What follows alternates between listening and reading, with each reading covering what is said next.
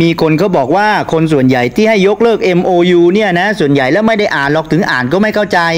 เอา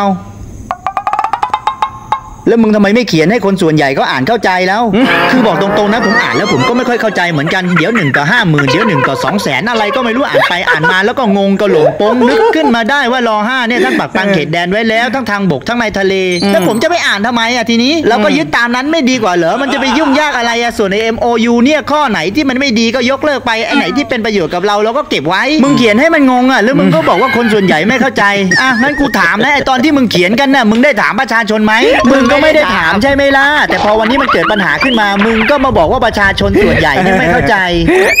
กูว่านะประชาชนส่วนใหญ่อะเขาไม่ได้ไม่เข้าใจ MOU หรอกแล้วไม่เข้าใจอะไรอ่ะมึง